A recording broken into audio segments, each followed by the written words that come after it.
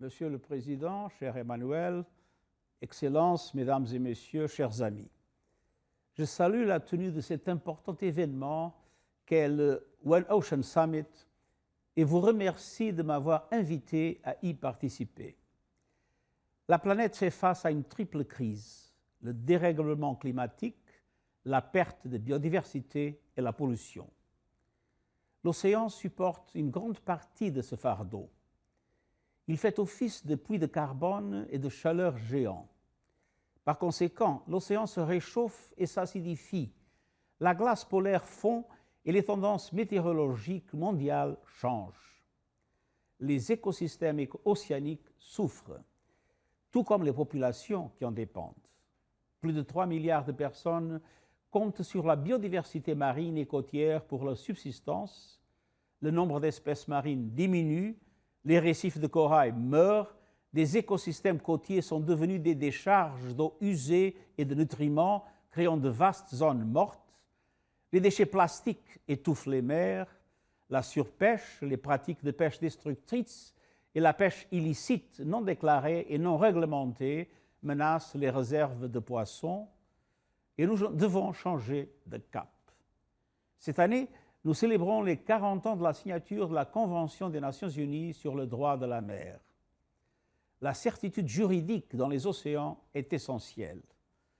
La deuxième conférence des Nations Unies sur les océans, qui se tiendra à Lisbonne en juin, sera l'occasion de cimenter le rôle des océans dans l'action mondiale visant à réaliser les objectifs de développement durable et à mettre en œuvre l'accord de Paris sur les changements climatiques. Une économie bleue durable peut stimuler le progrès économique et la création d'emplois tout en protégeant l'océan et le climat. La communauté internationale doit redoubler d'efforts pour protéger les océans. Je me réjouis des annonces récentes, notamment de la réserve marine des Galápagos, créée par l'Équateur, établissant d'importantes nouvelles zones maritimes protégées. Nous devons à tout prix atteindre notre objectif mondial de protéger 30% des océans d'ici à 2030. Nous avons besoin de partenaires plus nombreux et plus efficaces pour lutter contre les sources terrestres de pollution marine. Il est temps d'éliminer les plastiques à usage unique et je salue les mesures encourageantes prises par certains pays, dont la France. Nous devons accélérer considérablement le déploiement des énergies marines renouvelables qui peuvent produire d'énergie propre et créer des emplois. Et nous devons réduire le recours aux combustibles fossiles dans l'économie des océans. Quelque 90% du volume du commerce mondial est transporté par bateau. Et le secteur des transports maritimes est responsable de près de 3% des émissions mondiales de gaz à effet de serre. Le secteur doit contribuer à la réduction de 45% des émissions nécessaires d'ici à 2030 et à leur élimination totale d'ici à 2050 si l'on veut espérer limiter la hausse de la température mondiale à 1,5 degré Celsius. Nous devons également faire un bond en avant en matière d'adaptation et de résilience pour les populations côtières dont les habitations, les moyens de subsistance et l'existence même sont menacés.